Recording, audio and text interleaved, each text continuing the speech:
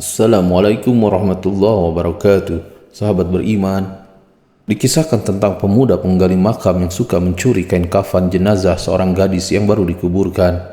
Namun saat itu membuat nafsunya bangkit. Entah apa yang dipikirkannya, pemuda itu lalu menyetubuhi jasad gadis itu hingga dia menyesali perbuatannya dan menangis di depan Rasulullah SAW.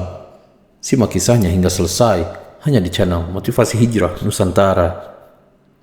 Namun sebelum lanjut, jangan lupa klik subscribe, like, dan lonceng notifikasi untuk mendukung channel ini agar terus menyiarkan syiar Islam.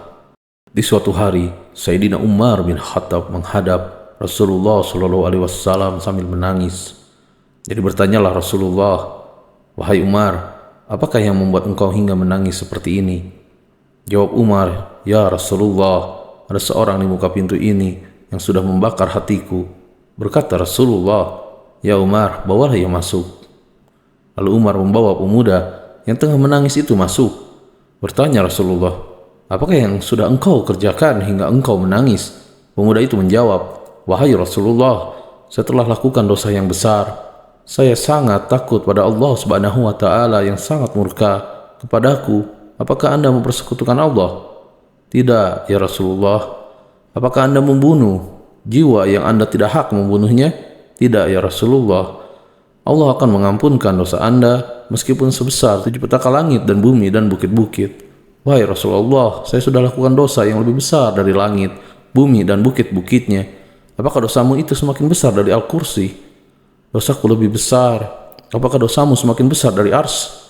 "Dosaku semakin besar." "Apakah dosamu lebih besar dari maaf Allah?" "Maafnya lebih besar. Sesungguhnya tidak bisa mengampuni dosa besar kecuali Allah yang maha besar, yang besar pengampunannya." Rasulullah bersabda lagi, "Katakanlah wahai pemuda, dosa apakah yang sudah engkau lakukan?" "Saya malu akan memberitahukanmu, ya Rasulullah." Rasulullah bertanya dengan kuat, "Beritahu saya, apakah dosamu itu?" "Begini ya Rasulullah, kerjaku yaitu sebagai penggali kubur. Saya sudah lakukan kerja menggali kubur selama 7 tahun. Di suatu hari, saya menggali kubur seorang gadis dari kaum Ansor. Setelah saya menanggalkan kain kafannya, jadi saya tinggalkan ia. Tak jauh saya meninggalkannya, jadi naiklah nafsuku. Oleh karena tidak bisa menahan nafsu, saya kembali pada mayat itu. Lantas aku pun menyetubuhinya. Setelah saya memuaskan nafsu, jadi saya tinggalkan dia. Belum jauh, saya mendengar dari situ. Tiba-tiba gadis itu bangun dan berkata, 'Celaka benar Anda, wahai pemuda. Bukankah Anda merasa malu pada Tuhan yang bakal membalas pada hari pembalasan kelak? Apabila tiba masanya, setiap orang yang zalim bakal dituntut olehnya yang teraniaya. Kau biarlah setelanjang setelah kau hadapkan saya pada Allah Subhanahu wa Ta'ala dalam kondisi junub.'" Usai Rasulullah mendengar info dari pemuda itu, dengan segera Rasulullah bangun sembari bersabda, "Hai orang yang fasik, memang layak Anda masuk neraka, dan keluarlah Anda dari sini." Sepanjang 40 hari pemuda itu memohon ampun kepada Allah.